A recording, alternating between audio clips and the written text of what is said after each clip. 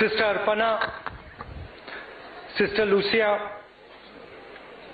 Deans of all the faculties, Namrata Chandrasekhar, Chairperson, Student Union, Leader of the Student Unions, students, friends from the media, and friends from the Congress Party, senior leaders from the Congress Party. Thank you for this welcome here. I'd like to start by saying a little bit about the research I did on this institution. So I started off, I said, look, I have to speak to these young ladies, and they're very energetic, and it's going to be a challenge for me because they're all very intelligent. So I said, let me do some research. So I went to Wikipedia. Like everyone does these days, I looked at the Wikipedia page, and I found, to my surprise, that 3 brilliant women that I know come from this institution. So first of all, I was very impressed by the list of alumni. Top bureaucrats, top businesswomen, huge list of actresses. So I picked up the phone and I called up Margaret Alvaji, who worked with us, who works with Digvijay Singh ji. I called up Mrs. Rao,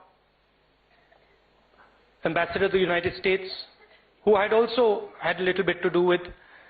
And I called up Kiran Mazumdar-Shaw, who, as you all know, is head of Biocon. And they were a little bit surprised because I picked up the phone, and normally, we politicians call them up and talk about politics, and I said, I've got a question for you. So they were like, yes. I said, I want to talk to you about your institution. And I want to understand what it was like being a part of this institution. So I'll tell you a little bit about what each one of them said. Mrs. Rao became one of the top diplomats in the country. She was involved at the highest level between the United States and India. And she said to me a brilliant thing. She said, one of my teachers at Mount Carmel had gone to the United States. And in those days, nobody used to go to the United States.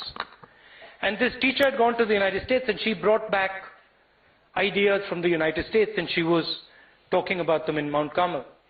And actually, one of the reasons I ended up as ambassador to the United States was that teacher who taught me in Mount Carmel, who gave me a new perspective,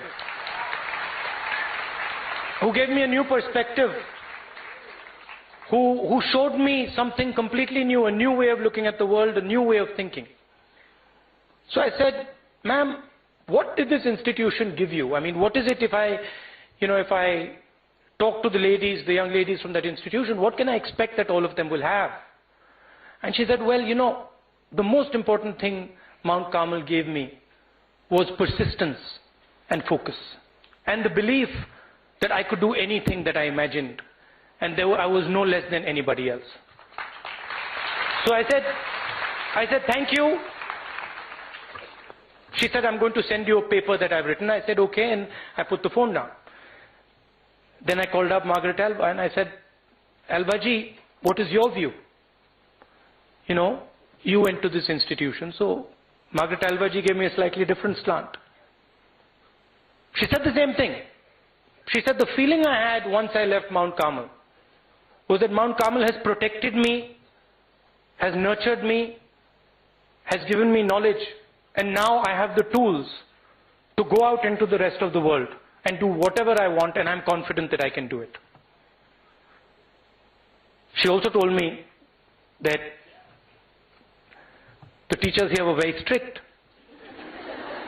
And in those days, I don't know if it still happens, but she said in those days, some of the girls used to jump over the wall and go out. I'm sure that doesn't happen anymore. And then I picked up the phone, I called Kiran Mazumdar-Shaw, who I've also dealt with in the past, I asked her the same question.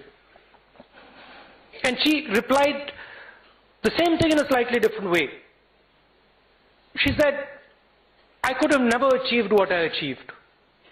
I could have never become head of this institution called Biocon. I could never even imagined it if this institution hadn't nurtured me and given me the self-belief that that could be done. She also said that she came and spoke to you some time back, and she told you that times have changed and that during her day, not many women could do what she did. But today, many avenues have opened up for women, and she inspired you to follow your dream and try and get ahead in business, get ahead in politics, get ahead in the bureaucracy. After I spoke to these three ladies, I put down the phone and then I thought about it, and I was like, okay, is there something common in all these three ladies? They've all been to this institution. And what is it in these three conversations? What was the common thread? Did I see something that was similar, that was least common multiple, as they say in maths? I'm not very good at maths, but I know that term. And I realized that essentially what this institution does, it gives you knowledge, but it also teaches you tolerance. It doesn't impose a single idea on top of you. I walked in right now, and two young ladies over there from Tibet. They shook my hand. I asked them, where are you from? I'm from Tibet. Then there was a Christian prayer said here. And then there was a classical dance performance. Nobody said that we don't like that, or we don't like this, or this is any less than that. Everybody looked at it and appreciated the good parts of all these things. I'm sure the young Tibetan ladies here feel very much at home in an institution like this. Because this institution is about conversation. It is about coming here, even for me. I'm not coming here to tell you what I think. The young ladies inside student union leader said, you know, what is the idea for you coming here? I'm not coming here to tell you what I think. I'm actually coming here to listen to what you have to say, more than what I think. Both are important. But for me, it's much more important that I understand what the young people of this country are feeling, what they're thinking, what is concerning them. Now, I spent 10 years in politics, and one learns slowly in life. When I first came into politics, what I was convinced in my mind that the solutions to India's problems were simple. I was convinced that most other people didn't understand things, and that I understood them. This was 15 years ago, that I understood them, and the only thing that had to be done was to implement what was correct. And slowly, 10, 15 years later, I've come to the conclusion that if you want to achieve anything in life, forget politics, anything in life, you have to listen to people around you. You have to appreciate people around you. You have to work with people around you. So the first thing I want to tell you is that no matter how smart you are, how intelligent you are, you live in a society, and you're only going to be successful if you listen to those people around you, work with the people around you, appreciate the people around you, and carry the people around you. Now, I'd like to tell you a little bit about some of the work that I've done with women. And this, for me, has been the biggest learning experience in my life. And I'd like to tell you a little bit about it.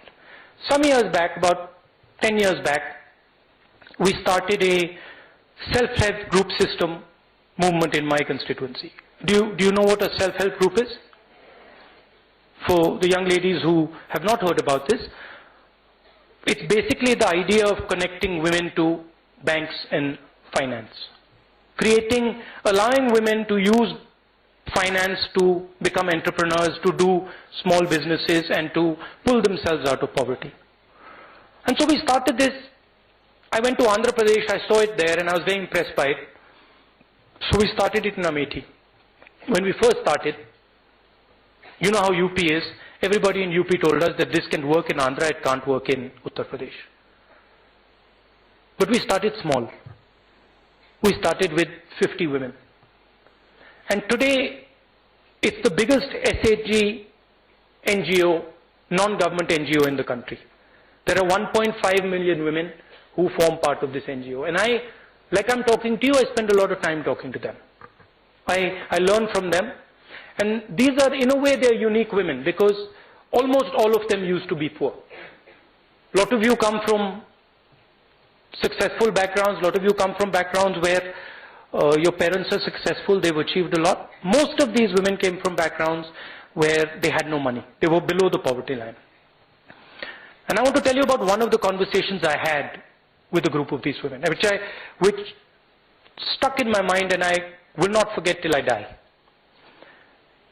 This young lady, there was about 15 of us talking, and this young lady from the group, she said, it's sort of in these groups, they'll talk about their personal experiences. They'll talk about what's going on at home.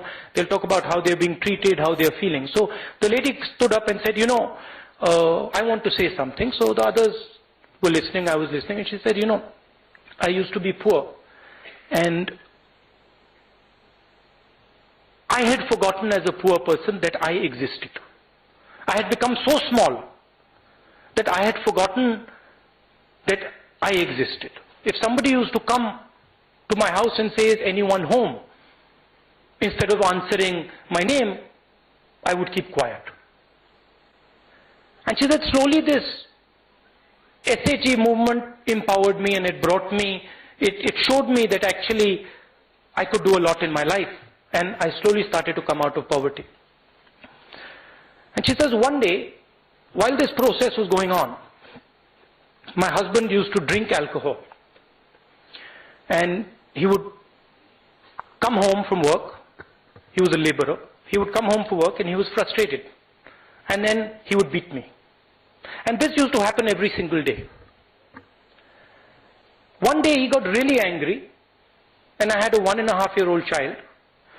And he picked up the 1.5-year-old child and he tossed the 1.5-year-old child on the ground like that. And I just couldn't believe it that my husband had picked up my own child and smashed it on the ground. And then when I picked up the child, it was screaming, and I realized that the child's arm was broken.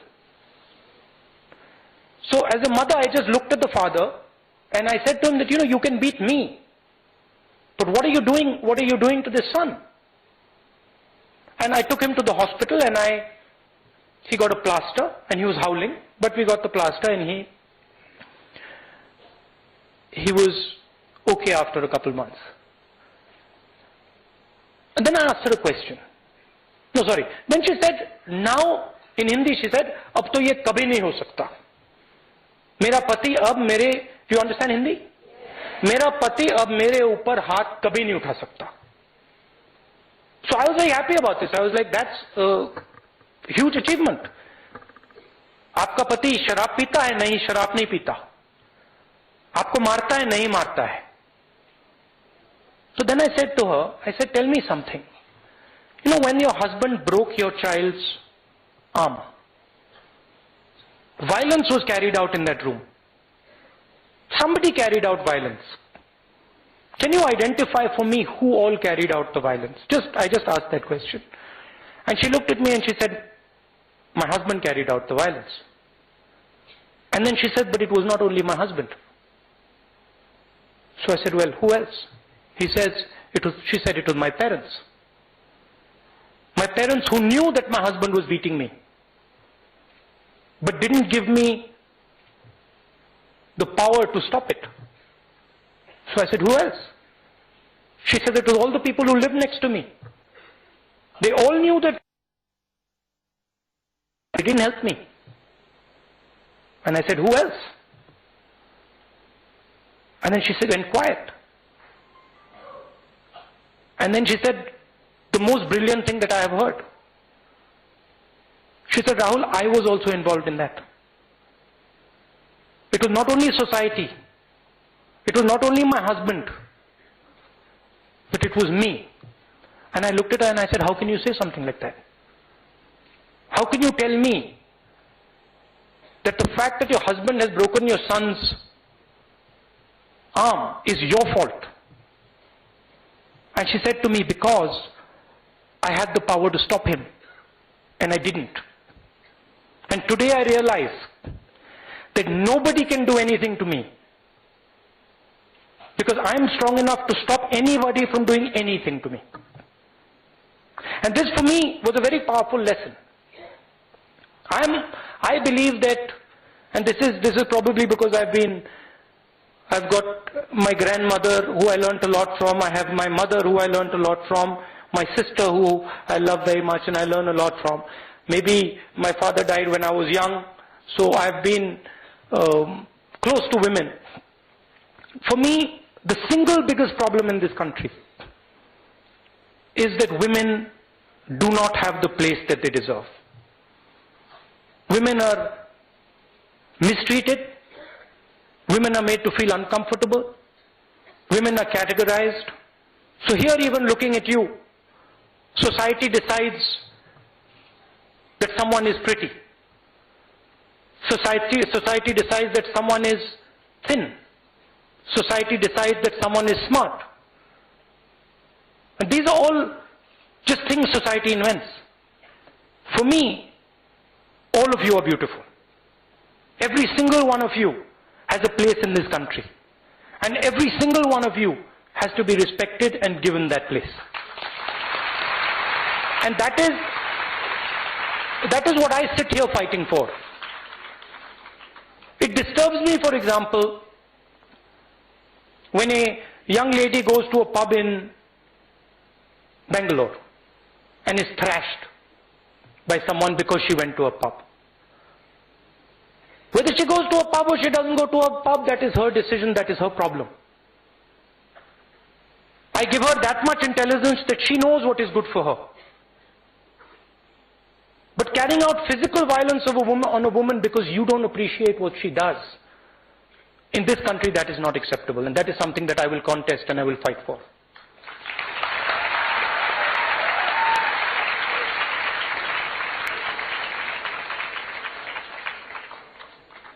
So, what is the difference between the RSS, the BJP, and us? There are numerous differences, but there is one central difference. From our perspective, we want to give space to every single person in this room. Even if we do not agree with the idea of that person, we want to give them the space to talk.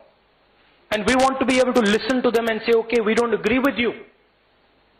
But as an Indian, as a member of this college, you have equal right to put your view across. We don't come to you saying, we have all the answers. In fact, you'll ask me many questions. And I will give you a perspective, I will give you a view. I will not be able to give you the answer. Because there are many, many different views on anything. Just now we were with the young ladies inside and they said to me, we should centralize the education system. And I said, well, actually there are issues with centralizing the education system. And we had a conversation. The conversation is what is important.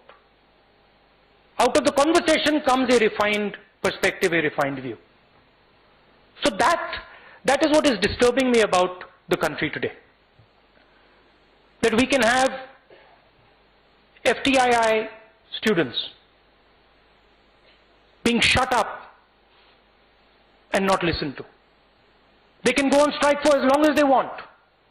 A member of the government does not have the decency just to go there and say, okay, why are you complaining? After that you can say, we don't agree with you. And you're wrong. But at least go there and have a conversation. Start the conversation. And it is the same whether you talk about 2 Dalit children who were killed in Haryana and are called dogs by a central minister, or you have somebody who is killed because there is a rumor that he has eaten beef. These are all the same thing. The idea is that there are certain people in the country who have all the answers, and everybody else should not be part of the conversation. That is what I am against. To me, this country's biggest strength is what Digvijay told me in the car today. Live and let live. We have thousands of communities, billions of people, men, women, different castes, different religions, different languages, and for 70 years, by and large, we have lived peacefully. And the only way to continue living peacefully is if all of us have a dialogue, all of us keep the conversation going, and none of us are under the mistaken illusion or the mistaken belief that we have all the answers for India. People come to me and say, what is your vision for India? My vision for India is what the people of India want. My vision for India is to go to the people of India, to go to the students of Mount Carmel, ask them, what do you want?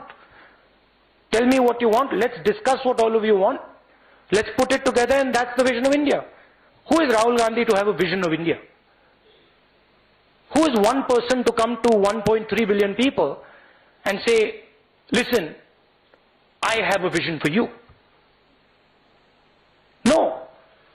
Every one of you is absolutely capable. There are institutions like this one. You're probably going to lead this country. You're going to lead the biggest businesses. You're going to run the bureaucracy. You have a voice. You have an understanding. My job is to bring that understanding to the table. My job is to come to you, to listen to you, to talk to you and tell you, okay, I don't agree with that. That doesn't make sense. But this, what you're saying, makes sense. And for you to tell me, Mr. Gandhi, we don't agree with you. You're wrong over here. And for me to go back and say, actually, that's interesting. I was wrong. And I need to correct that. So that is the type of politics that I'm for. In one of the questions I'm often asked about democratization of the political system, Digvijay ji will tell you, Parmeshwar ji will tell you, that if you look at our political system today, very few people have decision-making power in it. In the central government today, and I say this with certainty, there is only one man who decides every single decision. It can't possibly be that one man has all the answers to this country. It can't be. So I am for a dialogue, I am for a discussion, I am from opening up these ideas, these systems to people. I want all of you to be in the Vidhan Sabha. I want you to be in the Lok Sabha. I want you to be the ones taking the decision, because you're the people who have the information. So that's most of all what I wanted to tell you. We have some questions that you want to ask me. I think there are a number of questions some of you had on my views on education, my view on the education system. So please feel free to ask me whatever you'd like, and I'd happily answer them.